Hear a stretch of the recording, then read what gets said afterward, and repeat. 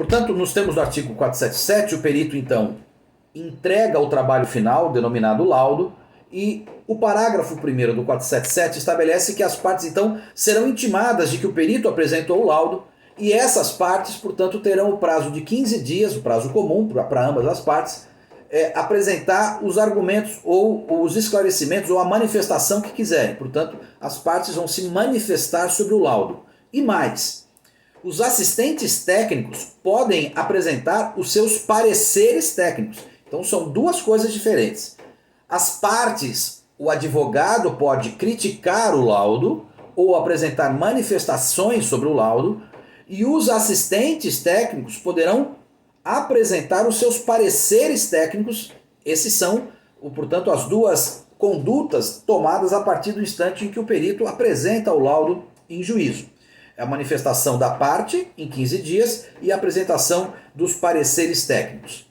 Esse 477 diz, no parágrafo 2º, que se eventualmente as partes ou os pareceres indicarem questões divergentes, conflitantes, ou que exigirão esclarecimento, ou mesmo o juiz de ofício entende que o conflito é importante ser esclarecido, ele, portanto, intimará o perito que em 15 dias deverá esclarecer aqueles pontos, ou pontos convergentes ou pontos divergentes entre o laudo e os pareceres, ou eventualmente prestar esclarecimentos nas manifestações que as partes fizeram sobre os laudos e os pareceres técnicos. E se ainda assim houver necessidade, o juiz pode determinar a intimação do perito e dos assistentes a comparecer numa audiência, apresentando desde logo quais são os esclarecimentos que devem ser feitos nessa audiência. Portanto, vamos lá. Apresenta-se o laudo, 15 dias, manifestação das partes com as críticas sobre o laudo e a necessidade de alguns esclarecimentos, e o parecer técnico, que apresentará, portanto, pontos convergentes ou divergentes.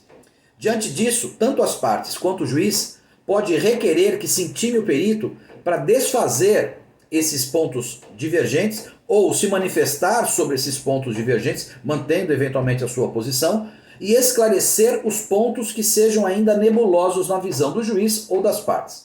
O perito, portanto, será intimado para em 15 dias responder a esses esclarecimentos, essas dúvidas, ou apresentar sua nova manifestação. Não é um novo laudo, é apenas um esclarecimento. Se eventualmente o juiz achar interessante, o perito vai ser intimado juntamente com os assistentes para comparecer a essa audiência e, portanto, prestar os esclarecimentos necessários que ainda precisam ser